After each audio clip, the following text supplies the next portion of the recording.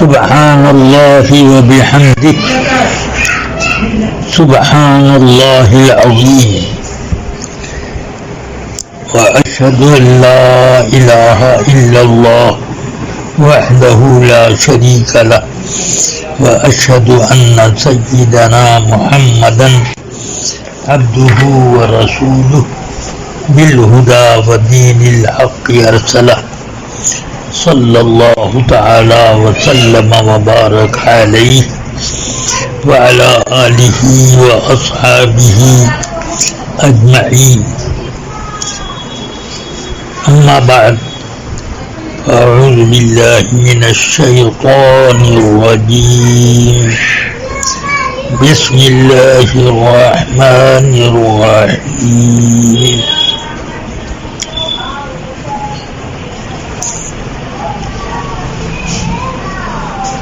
وَلَنَبْلُوَنَّكُمْ بِشَيْءٍ مِّنَ الْخَوْفِ وَالْجُوعِ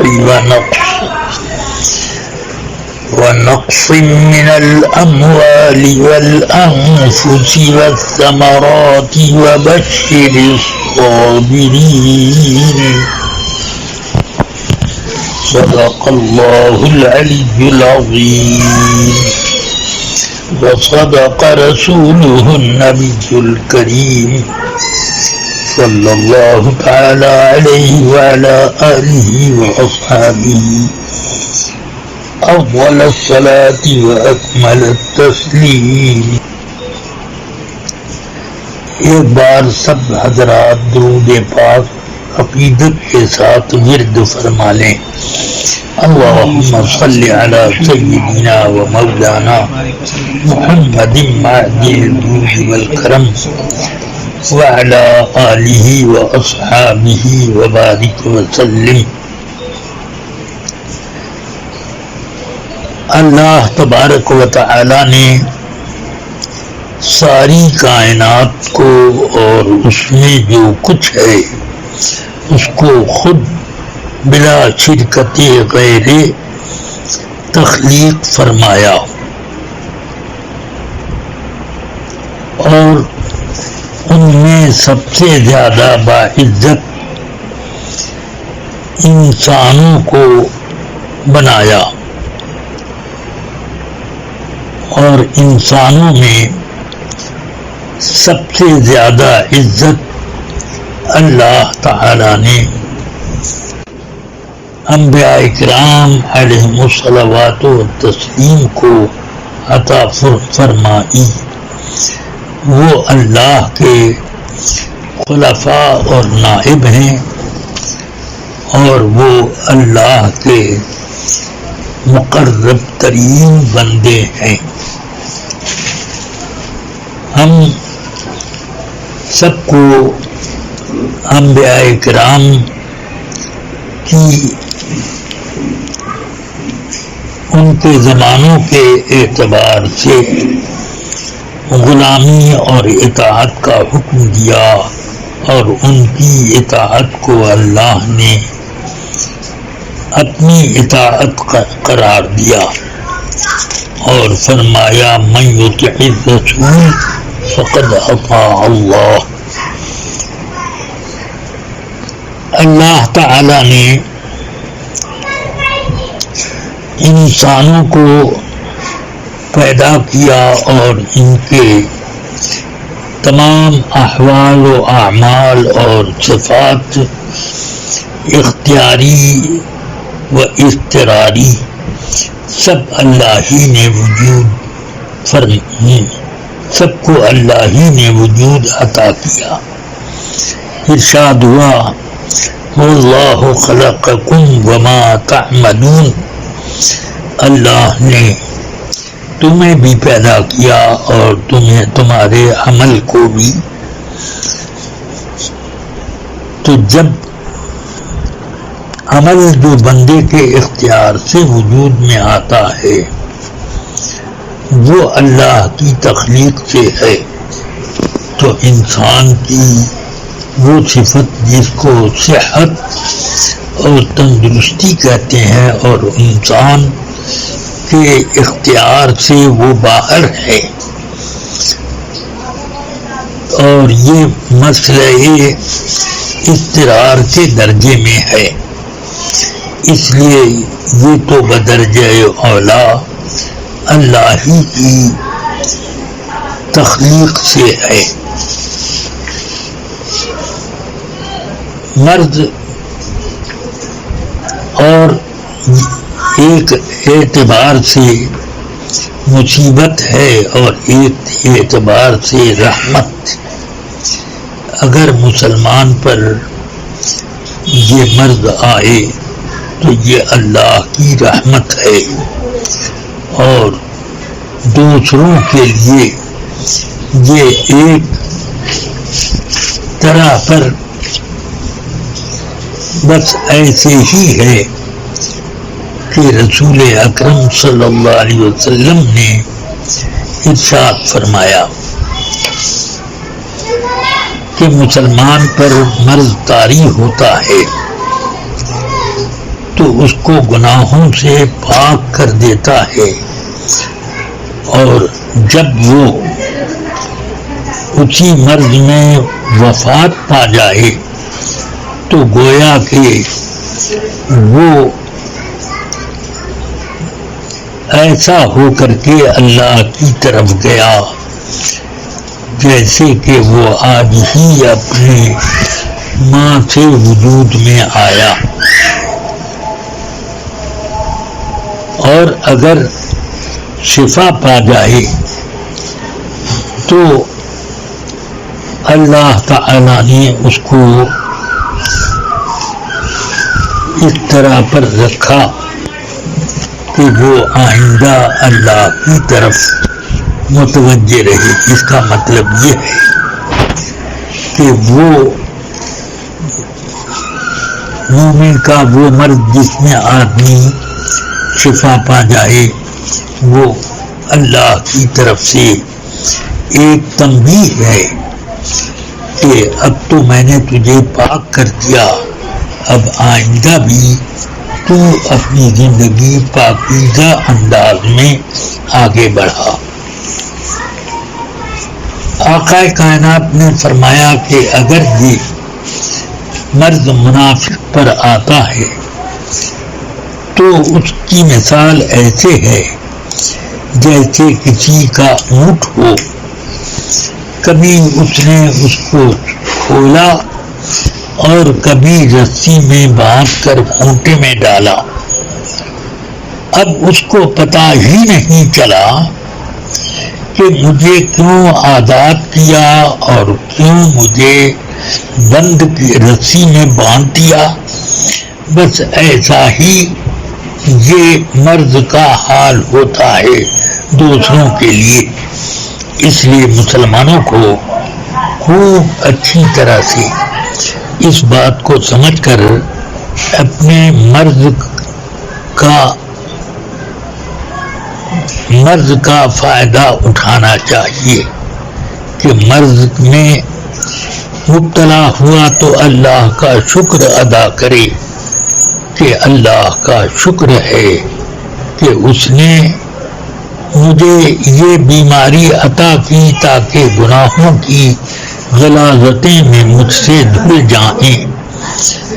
یہ ایک نعمت ہے، اور اگر شفا پا جائے تو یہ شکر ادا کرے کہ اللہ نے مجھے اب نیک راستے پر چلنے اور اپنی نافرمانی سے بچنے کے لیے مجھے ایک موقع عطا فرمایا ہے، اس کو کام میں لاؤں۔ مگر حالات اس زمانے میں کچھ ایسے ہیں کہ جن کی وجہ سے اب یہ خطرہ محسوس ہوتا ہے کہ آدمی کو مومن کہا جائے یا منافق۔ اس لیے اپنے آپ کو جس طرح سے ہم نے نفاق اعتقادی سے بچا کے رکھا ہے اسی طرح اپنے آپ کو تندرستی کے زمانے میں نفاق عملی سے بچا کر رکھیں۔ اور وما التوفیق الا من اللہ، تو اس لیے اللہ کی طرف سے توفیق کی مدد اور استعانت کرنی چاہیے۔ اب آئیے، یہ مرض کے زمانے میں آدمی بہت کم لوگ ایسے ہیں جو شکر ادا کرتے ہیں، حالانکہ آدمی کو سوچنا چاہیے کہ مرض میرے اختیار سے نہیں آیا، تو ضرور یہ اللہ نے بھیجا۔ تو اللہ کے حکم پر راضی رہنا یہ پسندیدہ عمل ہے، یا اللہ کے حکم کی مخالفت اور بیزاری کا اظہار کرنا؟ اس چیز کو بندہ اپنی بندگی کی روشنی میں خود فیصلہ کر لے۔ چنانچہ ایک بار حدیث شریف میں آیا کہ ایک اعرابی کی عیادت کو رسول پاک صلی اللہ علیہ وسلم پہنچے، وہ بخار میں تپ رہے تھے۔ آپ نے فرمایا طہور، یہ تیرے لیے پاکی ہے، پاکی کا ذریعہ ہے، یہ مرض نہیں ہے بلکہ مطہر الذنوب ہے، یہ بتایا۔ تو اس نے طہور کے جواب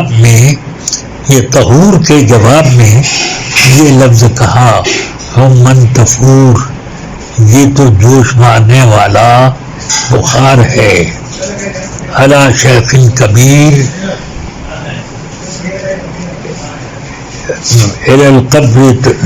للقبر تزور، کہ یہ ایک بوڑھے پر یہ جوش مارنے والا بخار آیا جو اس کو قبر کی زیارت کرا دے گا۔ سرکار نے یہ سنا، فرمایا فنعم، تو تجھے ایسے ہی ہوگا۔ کیا مطلب؟ کہ تو اس بخار کو جو کہ تجھے نجاست معصیت سے پاک کرتا ہے، اس پر اپنی بیزاری کا اظہار کرتا ہے، تو تیرا مر جانا ہی بہتر ہے۔ فنعم، تو اس لیے اب آدمیوں کو ہمیشہ اللہ کا شکر گزار بندہ بن کر کے رہنا چاہیے۔ اب مرض آنے کے بعد بندے کو اب یہ سوچنا چاہیے مرض کس وجہ سے ہے۔ تو میں احادیث کے مطالعے کے بعد اس بات کی طرف پہنچا ہوں کہ اللہ تعالی نے مسلمانوں کے لیے مرض مطہر الذنوب والخطایا بنایا، اور ان کے لیے تنبیہ ہے کہ وہ اپنے آپ کو معصیت الہی سے آئندہ بچا کر رکھیں۔ البتہ جو لوگ اس نقطے کو نہیں سمجھتے ہیں ان کے لیے یہ عذاب کا ایک کوڑا ہے۔ چنانچہ میرے آقا صلی اللہ تعالی علیہ وسلم فرماتے ہیں کہ مسلمان کی زندگی ایسی ہے جیسے ایک گیہوں کا پودا، گیہوں کا لفظ نہیں ہے مگر میں مثال کے لیے یہ ذکر کر رہا ہوں، ایک گیہوں کا پودا اگا، ہوا چلی تو کبھی اس کو زمین پر اس کو لٹا دیتی ہے، پھر کبھی اس کو کھڑا کر دیتی، یعنی کبھی اس کو بھی یہ مسلمان کو کبھی بیماری آتی ہے، کبھی تندرستی آتی ہے۔ تو اس طرح پر فرمایا کہ یہاں تک کہ پھر اللہ اس کو حسن خاتمہ عطا فرماتا ہے۔ اور غیر مسلم کے لیے ایسے ہے یہ کہ جیسے ایک سخت تنے والا درخت کہ ہوا چلی تو نہ دائیں جھکا نہ بائیں جھکا، بلکہ وہ کھڑا رہا، یہاں تک کہ ایک وقت وہ آیا کہ وہ زمین پر اوندھا گر پڑا اور اس کی اب وہ ساری بڑائی مٹی میں مل گئی۔ تو یہ شان ہے کہ اب گیہوں کے پودے جھومتے رہتے ہیں، کبھی زمین پر آئے کبھی سیدھے کھڑے ہو گئے، مگر ایسے کرتے کرتے انہوں نے گیہوں کی بالیاں پیدا کی اور جس سے ایک بہت بڑا خزانہ لوگوں کو ملا۔ مگر اس ایک وہ درخت جو کھڑا تھا وہ گر گیا اپنے آخر عمر میں، تو گر کے اس نے کیا کیا؟ بس تو یہ فنا ہی فنا۔ اب اس چیز کو سمجھ لینے کے بعد آپ یہ سمجھیے کہ مسلم پر جب آتا ہے مرض تو وہ اس پر اللہ کا شکر ادا کرتا ہے اور دعائے صحت بھی کرتا ہے، تو اللہ تعالی ایسے مریض کے لیے کے بارے میں فرشتوں کو حکم دیتا ہے، جیسا کہ حدیث پاک میں ہے کہ تم اس کے لیے تندرستی میں جو اس کی نیکیاں لکھتے تھے وہ اس کی بیماری میں لکھو، اگرچہ یہ بیماری کی وجہ سے ان تمام نیکیوں کو بھرپور نہیں کر پاتا، مگر اس کو لکھو کہ اس کی تندرستی کی جو نیکیاں تھیں بالکل نہ کرنے پر بھی اس کی وہی نیکیاں دورانے مرض میں۔ یہ ایک مسلم کی شان اور غیر مسلم کی شان اس طرح پر کہ وہ روتا ہے، بلبلاتا ہے اور اڑتا ہے کہ کہاں سے یہ بیماری آ گئی، اور بیماریوں کو کوستا ہے۔ ایک عورت کی خدمت میں کے پاس میرے آقا عیادت کو پہنچے تو اس نے ایک لفظ کہا کہ اللہ اس مرد میں برکت نہ دے، یا کیا ایک لفظ کہا۔ حضور نے فرمایا کیا کہتی ہو؟ یہ اللہ کی نعمت ہے، تمہارے لیے یہ خوبیاں لائے گا، اس لیے اگر کسی کو مرض آئے تو اسی طرح پر اپنے آپ کو مشغول رکھے، اللہ کی ناشکری نہ کرے۔ اور اس سلسلے میں اور بھی بہت سی حدیثیں ہیں، ان کو میں ابھی چھوڑ دیتا ہوں، جن کو شوق ہو تو وہ حدیث کی کتابوں میں دیکھ سکتے ہیں، یا کم سے کم مشکات شریف میں بھی اس کا مطالعہ کر سکتے ہیں، جہاں پر کتاب الجنائز ہے، یا اس سے بھی آسان چاہیں تو بہار شریعت کے کتاب الجنائز میں ان سب چیزوں کو آپ پڑھ سکتے ہیں۔ بہرحال اب مرض آنے کے بعد اوروں پر کیا آتا ہے، اوروں کی ذمہ داری ہے کہ وہ اس کی عیادت کریں۔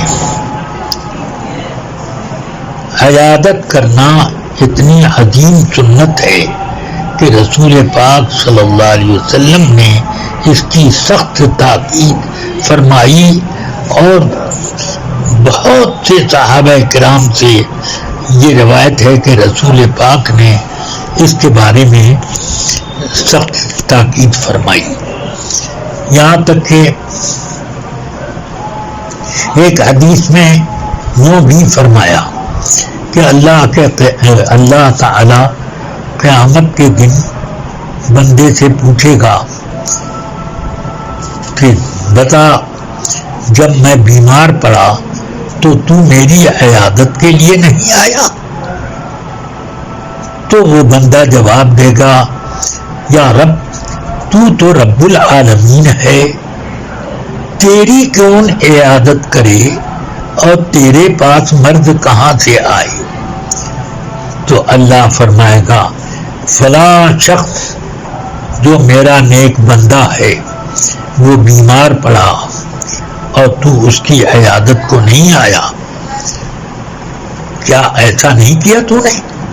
اس کا مطلب یہ ہے کہ مسلمان بندے کا معاملہ اللہ نے اپنا معاملہ قرار دے دیا ہے کہ اس مریض بندے کی عیادت کرنا گویا کہ اللہ تعالی کا یہ کام کرنا ہے۔ تو مزاج پرسی مریضوں کی بہت ضروری ہے۔ اب اس سلسلے میں جتنی حدیثیں بھی ہوں وہ آپ مطالعہ کر لیں تو آپ کو پتہ چلے گا کہ اس کی کتنی اہمیت ہے۔ مگر آج ایسا وقت آ گیا ہے کہ ڈاکٹروں نے نہ معلوم کس مضبوط بنیاد پر یہ حکم دے دیا ہے کہ یہ جو بیماری آئی ہے اس وبا میں اس سے دور رہو، اس کو سلام بھی نہ کرو، اس سے بات بھی نہ کرو، اس کی زیارت بھی نہ کرو، اس کی مزاج پرسی بھی نہ کرو۔ اور لوگوں کے دلوں پر اس بات کی ایسی ہیبت بیٹھ گئی کہ معاذ اللہ میرے سننے میں اور پڑھنے میں بعض ایسے حالات آئے کہ کچھ لوگ اس بیماری سے تندرست ہو کر جب اپنے گھر گئے تو گھر والوں نے ان کو گھر میں آنے سے روک دیا، تم جاؤ وہاں کوارنٹین میں جاؤ، یہاں پر کیا کرنے آئے ہو، یہ تمہارا گھر نہیں ہے۔ یا اللہ خود اس کا گھر خود اس نے بنایا، خود اس کی ملکیت، مگر اس گھر میں جن کو اس نے بسایا اب وہ لوگ اس کو گھر میں گھسنے ہی نہیں دے رہے ہیں۔ چن چن پتھر گھر بنایا اور چڑیاں لائیں اس میں نین بسیرا، تو یہ والا حال ہو گیا۔ اللہ تبارک و تعالی مسلمانوں کو کے اوپر اس عذاب سے کہ رسول پاک کی ایک اہم سنت سے محروم کیے جا رہے ہیں، اللہ اس عذاب سے جلد تر مسلمانوں کو نجات دے۔ آپ ایسے بندوں کے لیے کم سے کم دل سے خاص دعائیں کریں کہ اللہ تعالیٰ نے اگر اس کے لیے زندگی رکھی ہے تو جلد سے جلد تر اس کو شفا دے دے، اور اگر اس کی لکھی ہوئی تقدیر میں اس کی زندگی نہیں ہے تو اللہ تعالیٰ اس کے مرض میں اور اس کی اس تکلیف میں ایسی نرمی پیدا فرما دے کہ وہ جب یہ اپنے اوقات گزارے تو کہیں اس کی زبان سے کلمہ ناشکری نہ نکل جائے۔ اللہ تبارک و تعالی اس بندے کو ان چیزوں سے بچا کر کے رکھے۔ اب یہاں پر یہ بھی کہنا ضروری ہے کہ مرض جو آتا ہے یہ نہ سمجھا جائے کہ صرف گناہوں کو دھونے کے لیے آتا ہے، بلکہ مرض آتا ہے درجات کو بلند کرنے کے لیے بھی۔ اور اس کی مثال میں نے احیاء العلوم شریف میں ایک یوں پڑھی کہ سیدنا شیخ ابو تراب نقشبی رضی اللہ عنہ اولیاء کرام میں سے ایک بزرگ ہستی ہے، وہ ایک مرتبہ راستے سے گزر رہے تھے، ایک نوکیلا پتھر ان کے پاؤں سے ٹکرایا ان کا انگوٹھا پھٹ گیا اور ناخن ادھڑ کر الگ ہو گیا، تو وہ خوشی میں جھوم اٹھے اور کہتے ہیں اے اللہ تیرا ہزار شکر ہے کہ تو نے مجھے یاد تو رکھا کہ دنیا کی یہ مصیبتیں دراصل یہ رفع درجات کے لیے ہیں، یا رب العالمین تو نے مجھے یاد تو رکھا۔ تو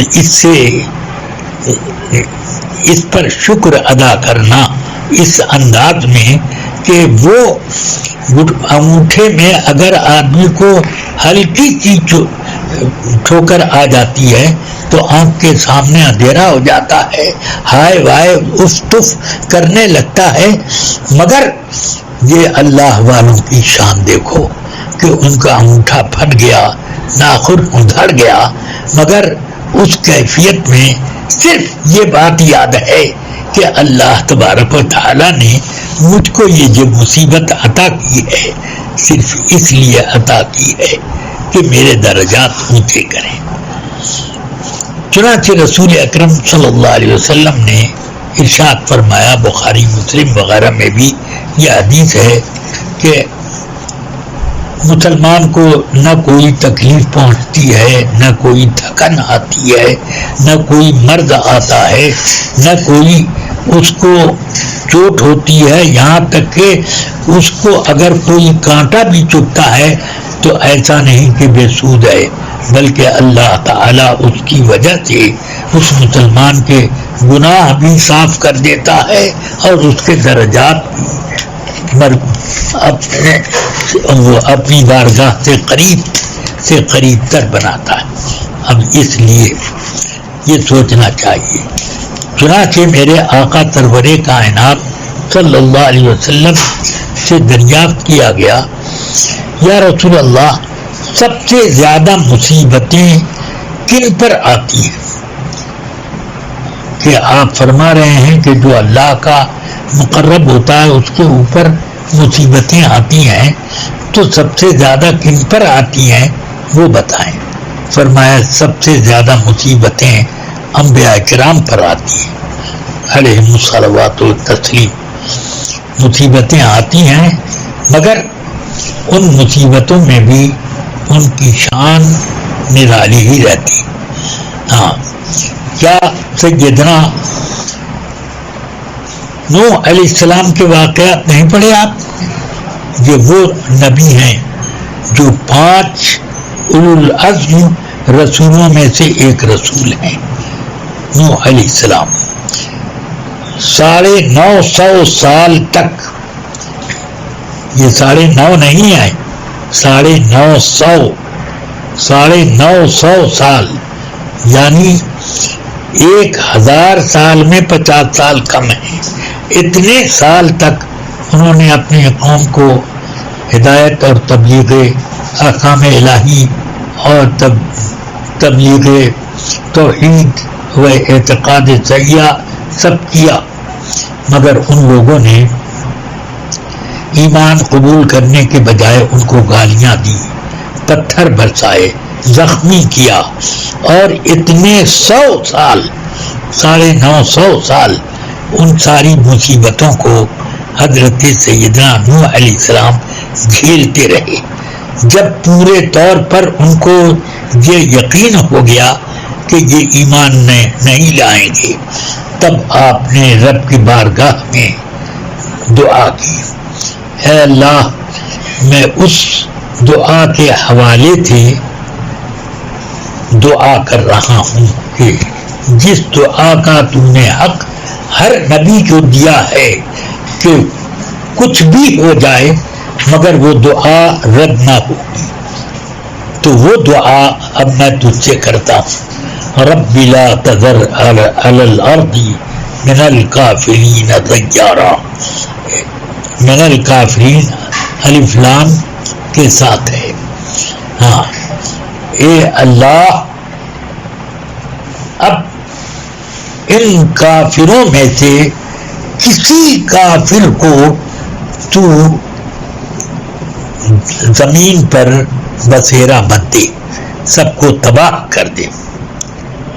تو اللہ تبارک و تعالی نے فرمایا کشتی بناؤ. دعا قبول ہو گئی تو کشتی بناؤ. آپ نے کشتی بنانا شروع کیا تو وہ پوچھتے تھے کہ یہ کیا بنا رہے ہیں, یہ لکڑی کا گھر کیا ہے؟ تو کہتے تھے کہ اللہ تعالی عذاب بھیجنے والا ہے کہ ایسا عذاب کہ پانی آ جائے اور سب ڈوبنے لگیں, اسی کشتی میں جو ہوگا بچے گا. تو ان سبوں نے تو کبھی کشتی دیکھی نہ تھی. کہنے لگے جب سب ڈوبے گا تو یہ کشتی بھی ڈوب جائے گی. اور مذاق اڑاتے تھے اور یہ بھی کہتے تھے یہاں کہاں سے پانی آئے گا, نہ قریب میں کوئی سمندر ہے, نہ طغیانی وغیرہ کا کوئی خوف ہے. بل جھوٹے ہو, یہ ہے وہ ہے, معاذ اللہ گالیاں بکتے تھے. پھر جب کشتی تیار ہو گئی 2 منزلہ تو حضرت نوح علیہ السلام سے اللہ نے فرمایا ہر قسم کے جانوروں کو اور اپنے ایمان والے قریبوں کو بلاؤ اور اس کشتی میں سب کو سوار کرو. اب وہ انہوں نے آواز لگائی, اے جانوروں, ایک ایک جوڑا جانور میری کشتی میں آ جائے, چاہے وہ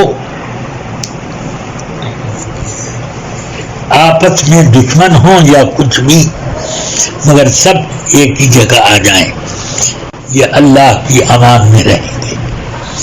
اب بکرا, بکری, اونٹ, اونٹنی, گائے, بیل, بھینس, یہ تو سب ہیں. اسی طرح چیتا, شیر, گینڈا وغیرہ یہ ایسی چیزیں, اور اسی طرح سانپ, بچھو اور تمام قسم کے کیڑے مکوڑے, ہر قسم کی چیز دوڑتی آئی. اور آپ کی کشتی میں ہر قسم کے جانور ایک کلاس میں یعنی نچلے طبقے میں کشتی کے اس میں گھس گئے. نہ شیر کسی بکری اور ہرن کو پر نگاہ اٹھا سکتا, کیونکہ یہ اللہ کے رسول کی نگرانی ہے. اوپر کے کلاس میں آپ کی اولاد میں جو 20 اہل اسلام تھے وہ آ گئے. اور پھر اب اس کے بعد اللہ تعالی نے فارت النور, زمین سے پانی ابال دیا اور آسمان سے کہا اے آسمان اپنا پانی برسا. نیچے سے بھی پانی ابل رہا ہے, اوپر سے بھی پانی برس رہا ہے. آنن فانن پورا شہر, آبادیاں ڈوبنے لگیں, آدمیوں کی لاشیں تیرنے لگیں. اور آپ کا بیٹا جو کافروں کے ساتھ تھا وہ سامنے آیا, فرمایا آج کوئی بھی پناہ دینے والا نہیں, میری کشتی کے علاوہ تجھے کوئی پناہ نہ ملے گا. یہ کوہ جودی کی چوٹی سامنے ہے, میں ابھی 2 مرتبہ جست لگاؤں گا, اس میں پہنچ جاؤں گا. فحال بینہم الموج, اب ایک طرف سے طوفان کا باڑھ اٹھتی ہوئی آئی, جو کوہ جودی اور ان کے لڑکے کے بیچ میں, اور اس نے اس کو چکر دیا اور بالکل ڈبو دیا. یہ ایوب علیہ السلام کے بارے میں کون نہیں جانتا, ان کے اوپر سخت مرض آیا, مگر یہ غلط ہے کہ ان کو وہ مرض آیا کہ کیڑے پڑ گئے معاذ اللہ, اور لوگ ان سے بچنے لگے. کسی نبی کو ایسا مرض لاحق نہیں ہو سکتا جس سے لوگ گھن کریں, ایسا مرض نہیں ہو سکتا. آئی ان کے اوپر سختی آئی، مگر ایسی نہیں کہ لوگ اس مرد سے، ان کے اس مرد سے گھن کرتے ہوں، گھن والا مرد نہ تھا۔ پھر اللہ تعالی نے فرمایا کہ فلاں چشمے میں غسل کرو، تندرست ہو گئے۔ سارا مال منال ان کا اٹھ گیا تھا، آل اولاد وفات پا چکی تھی۔ تو اللہ تعالی نے ان کو پہلے سے زیادہ مالدار بنا دیا اور اس سے زیادہ اولادیں عطا کی۔ اسی طرح اور بھی، کیا ابراہیم علیہ السلام کا واقعہ نہیں معلوم کہ دہتی ہوئی آگ میں آپ کو نمرود نے پھینکوا دیا؟ شداد، فرعون، یہ سب کیا یہ لوگ اپنے زمانے کے انبیاء کرام کے ساتھ یہ سب حرکتیں نہیں کرتے تھے؟ مگر انبیاء کرام صبر میں استقامت کا پہاڑ ہے، اور انہی کی سنت پر ان کی امتوں کے لیے لازم ہے کہ وہ اپنی بیماری میں ناشکری کے بجائے یہ شکر کریں اور اللہ سے دعا کریں کہ اے اللہ، اس مرض میں ہماری جو نفل نمازیں یا نفل کام چھوٹ جاتے تھے، روزے وغیرہ، تو یا اللہ ہمیں اتنی قوت دے کہ ہم وہ بھی ادا کر سکیں، مگر وہ ادا کر پائے کہ نہ کر پائے۔ باقی حصہ آئندہ میں پھر دوسرے موقع پر ذکر کروں گا۔ اللہ تعالی ہم سب کو اپنی اطاعت میں رکھے اور غلط روی سے ہم کو بچائے، ثبات قدمی عطا فرمائے۔ وصلی اللہ تعالی علی النبی الکریم وعلی آلہ وصحبہ اجمعین۔